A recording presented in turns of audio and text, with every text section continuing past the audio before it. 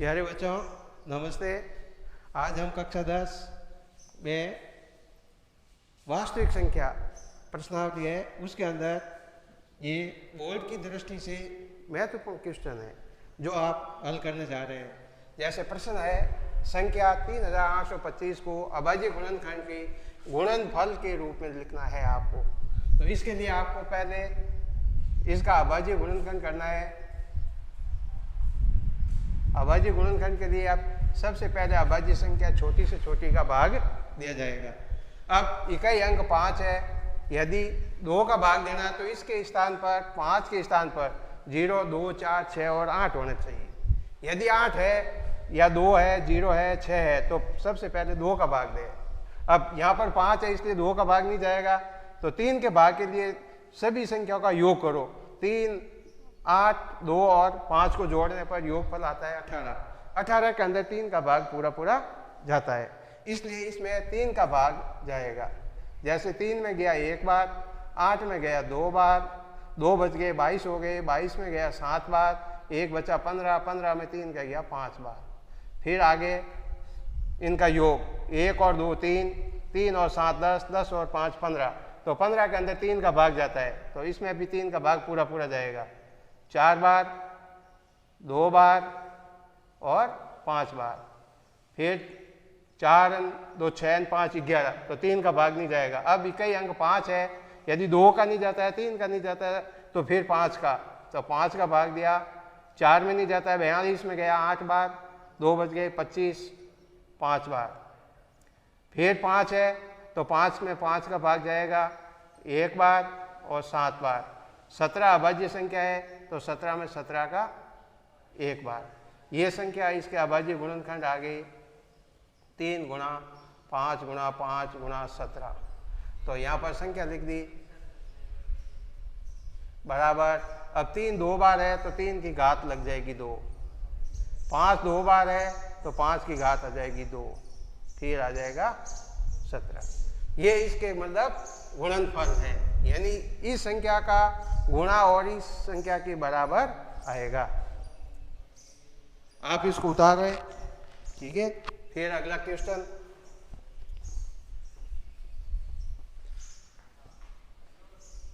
बहुत ही अच्छा प्रश्न है और बोर्ड में आने की संभावना है। जैसे संख्या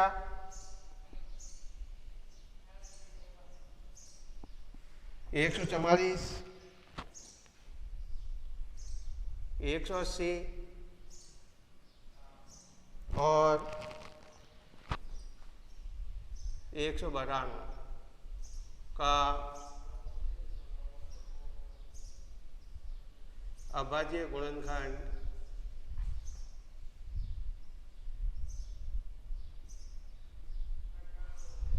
विधि द्वारा HCF व LCM ज्ञात कीजिए।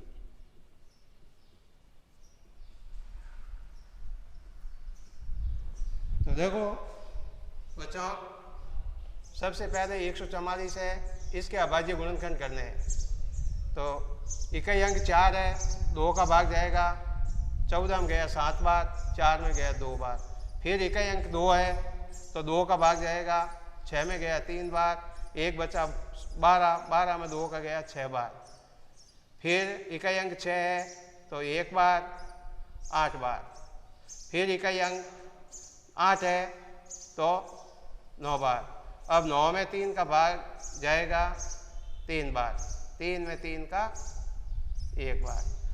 ये 144 का आगे 2 गुणा 2 गुणा 2 गुणा 2 गुणा 3 गुणा 3, तो 144 बराबर 2 की घात 1, 2, 3, 4 और 3 की घात 2।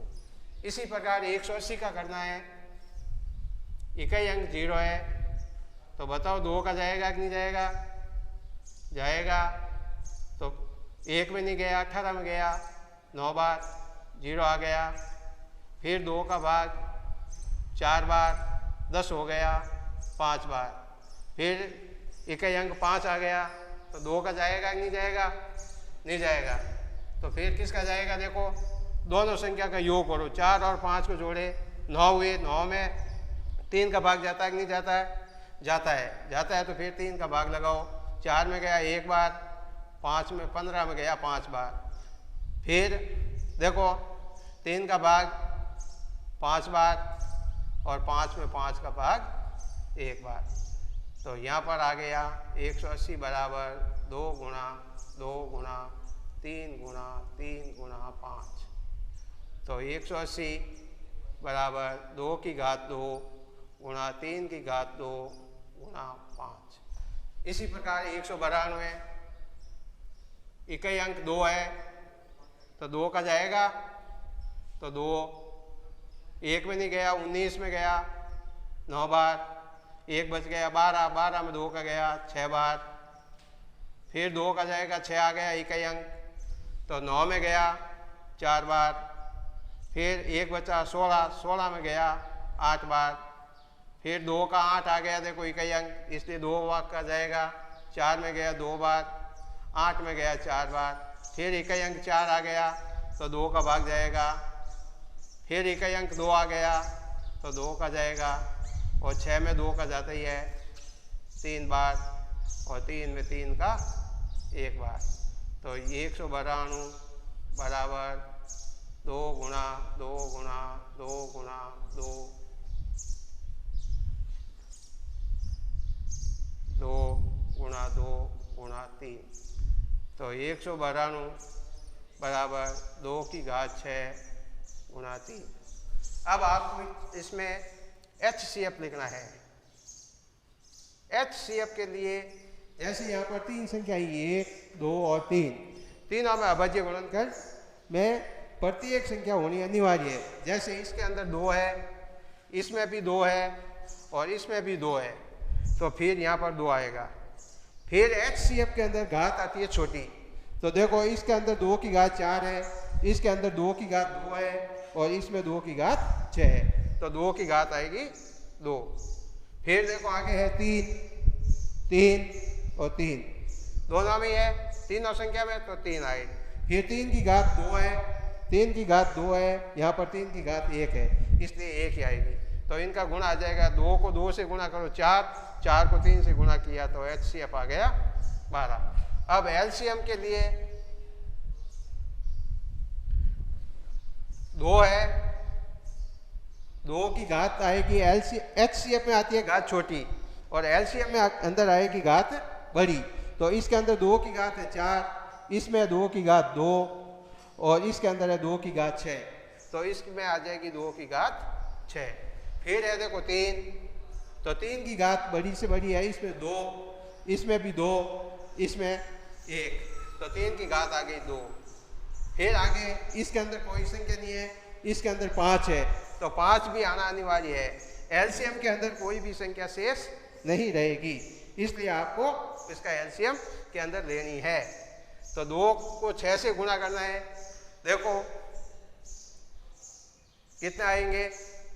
ऐसे यदि डायरेक्ट नहीं होते हैं तो ऐसे लिख के कर दो, यहाँ पर ये लिखी हुई है, देख लो। 2 को 2 से किया 4, 4 को 2 से किया 8, 8 को 2 से किया 16, 16 को 32, 32 को 2 से किया 64, 64 ये 64, 64 को गुणा करें 3 3 9, 9 से 9 चौक 36, 9 चौक 54 हासिल के 3। फिर इसको गुणा करो 5 से, 6 पंजे 30, 7 पंजे 35, 3 38, 5 25, 3 28, 2880। तो LCM आ गया 2880। ये है अभाज्य गुणनखंड विधि।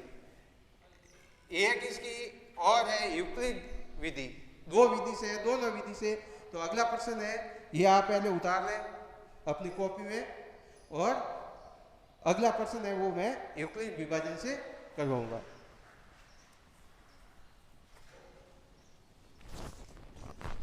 हाँ, अब देखो बच्चों, अगला प्रश्न है यूक्लिड विभाजन विधि द्वारा HCF ज्ञात करना है।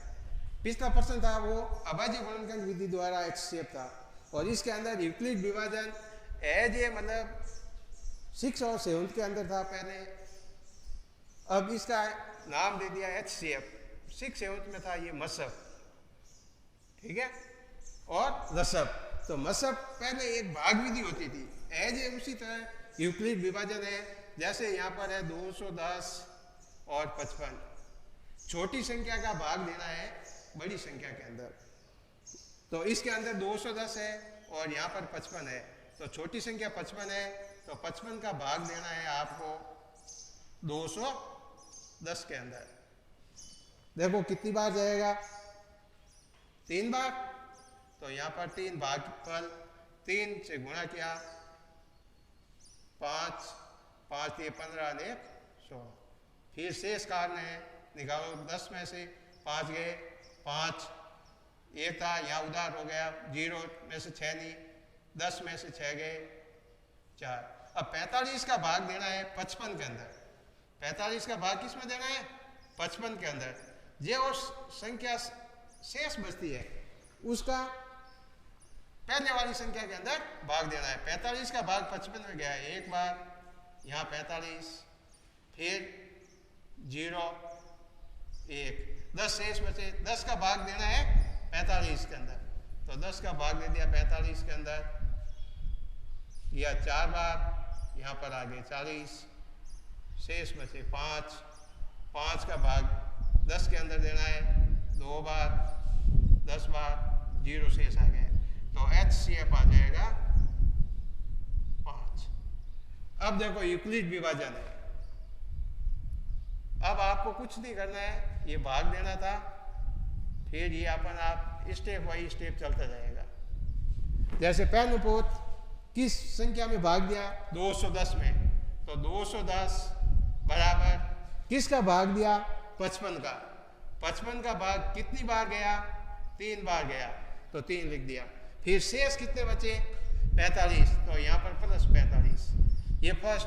अब इनको गुणा करके 45 जोड़ोगे तो 210 आ जाएगा। फिर दूसरा स्टेप, 55 में भाग दिया, 55 के अंदर किसका भाग दिया, 45 का दिया, तो 45 लिखी।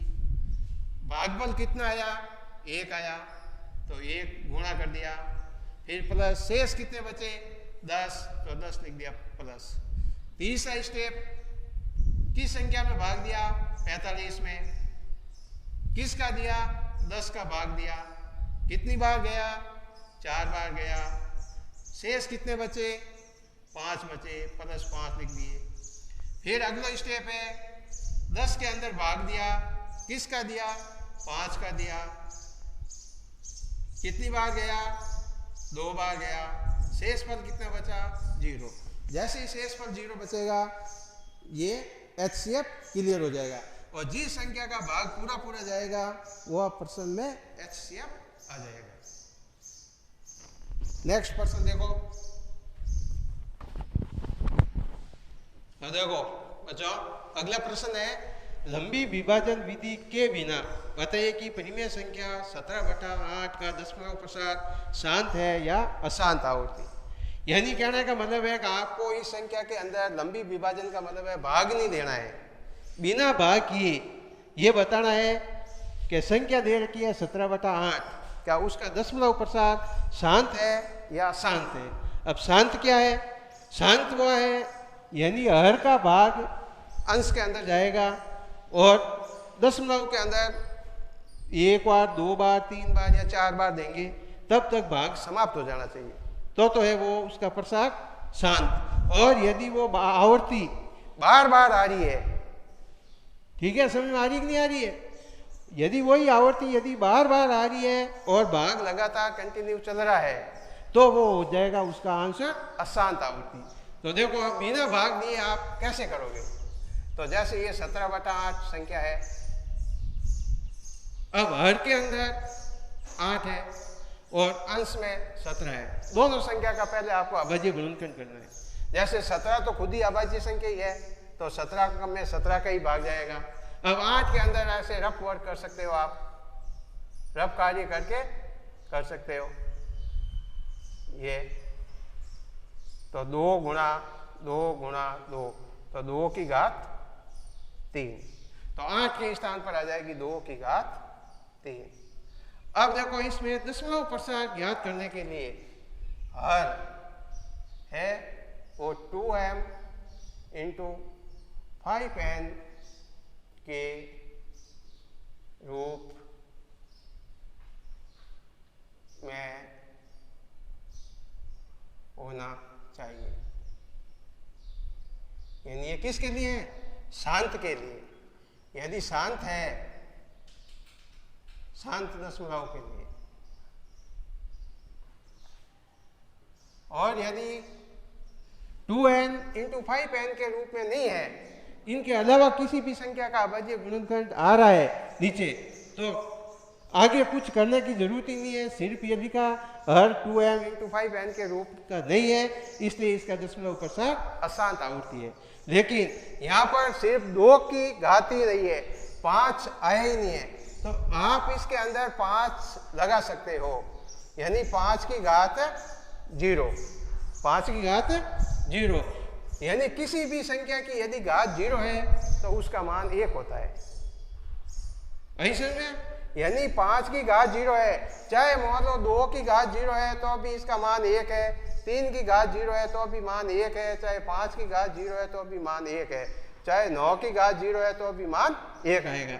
तो 1 आएगा तो फिर 2 को 3 से गुणा करेंगे ऐसे, और इसका मान आ गया 1, तो ये वापस 8 ही आएगा। तो हर के अंदर 8 है, तो 5 की घात 0 लगाने से कोई फर्क नहीं पड़ा, नीचे हर में परिवर्तन नहीं हुआ। तो नीचे आप लिख सकते हो अतः हर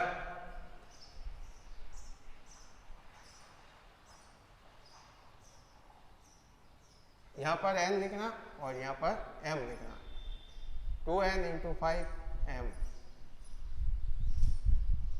2n इंटू 5m के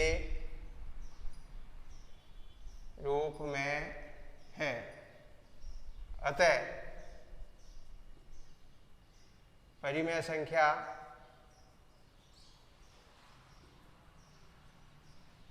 संख्या 17/8 का दशमलव प्रसार शांत है। ये आपको करना है, बाकी कुछ नहीं है। यदि यहाँ पर 5 की घात 0 है और यहाँ पर देखो, जैसे सपोज करो आगे मान लो 15, यदि 17/15 आ जाता है तो 17 का 17 यहाँ पर 3 गुणा 5 आ गया, तो 5 की घात तो यही है यहाँ पर, लेकिन 2 नहीं आया, हर के अंदर आ गया 3। तो 3, 2 और 5 के अलावा कोई भी यदि संख्या आती है तो उसका दशमलव प्रसार अशांत आएगा। और यदि 2 और 5 की घात आती है, या अकेला 2 आता है या अकेला 5 आता है, तो यदि 5 की घात आ गई और 2 नहीं आया तो 2 की घात 0 लिख दो आप। क्यों? 2 की घात, कोई भी संख्या की घात यदि 0 होगी तो उसका मान 1 आएगा, इसलिए मतलब कोई फर्क नहीं पड़ेगा। तो अगला प्रश्न है, देखो आप, देखो बच्चों, अगला प्रश्न है परिमेय संख्या 13/125 का दशमलव प्रसार लिखी। पिछले प्रश्न में था दशमलव का प्रसार ज्ञात करना था कि शांत है या अशांत है, और दशमलव प्रसार उन्हीं संख्या का ज्ञात होगा जो शांत है। तो ये तो फिक्स है कि 13/125 का दशमलव प्रसार शांत ही आएगा, लेकिन आगे दशमलव प्रसार बताना है कि इसका कितना तक दशमलव जाएगा। जैसे ये देखो 13/125, तो 13 का तो अभाज्य गुणनखंड 13। अब 125 का ये ऐसे रफ वर्क कर लो, इकाई अंक 5 है, 2 का भाग नहीं जाएगा। अब 3 के लिए 5, 2, 7, 1, 8, 8 हुए, 8 के अंदर 3 का भाग नहीं जाता है, तो आपको 5 का भाग देना है। 12 में गया 2 बार, 2 बच गए, 25 में गया 5 बार, फिर 25 के अंदर 5 बार और 5 के अंदर 1 बार। तो आगे 5 गुणा 5 गुणा 5, यानी 5 की घात कितनी आ गई? 3। तो यहाँ पर लिख दी 5 की घात 3।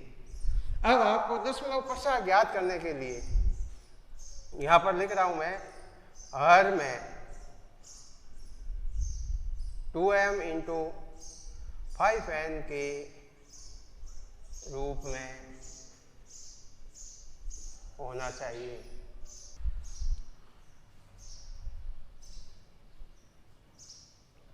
हाँ देखो हर के अंदर मतलब 2m इंटू 5n की घात होनी अनिवार्य है, तो इसलिए मतलब यहाँ पर 13/5 की घात तो 3 है, लेकिन 5n है, 2m नहीं है, तो 2 लगाओ, फिर 2 यहाँ पर जितनी घात है इतनी घात यहाँ पर लिखनी है।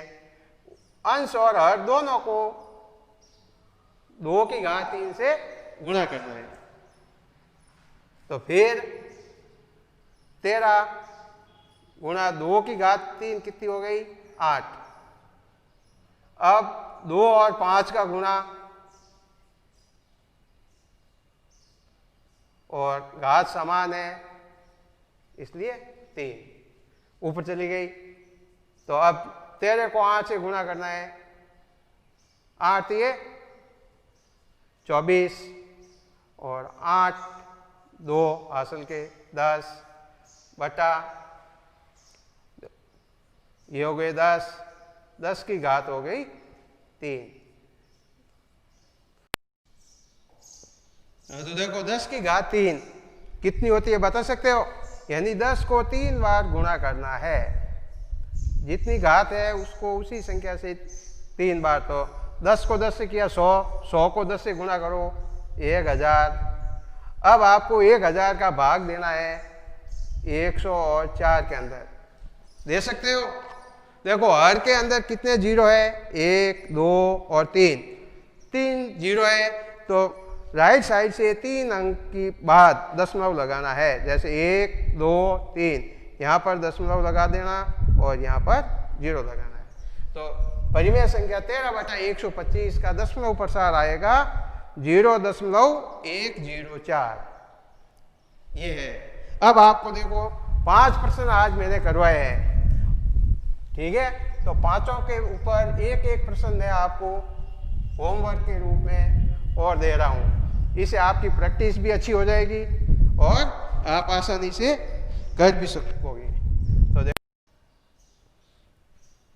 तो देखो बच्चों मैंने 5 प्रश्न करवाए आज कक्षा के अंदर, अब आपको पांचों प्रश्नों के ऊपर 5 क्वेश्चन मैं होमवर्क के रूप में दे रहा हूँ, और एक लास्ट वाला प्रश्न है वो आज मैं समय अभाव था इसलिए करवा नहीं पाया, फिर भी आपको दे रहा हूँ, आपको प्रैक्टिस करनी है, ताकि ये जो निकट ही 10th बोर्ड की परीक्षा होने जा रही है उसके अंदर श्योर है इसमें से एक प्रश्न आपका अवश्य आएगा, और ये प्रश्नावली मेरे हिसाब से आपको समझ आ गई होगी, यदि नहीं आई है तो आप मुझे वापस बताना, ठीक है, आपकी समस्या का समाधान अवश्य करेंगे। कल नेक्स्ट प्रश्नावली नेक्स्ट क्लास के अंदर मिलेंगे।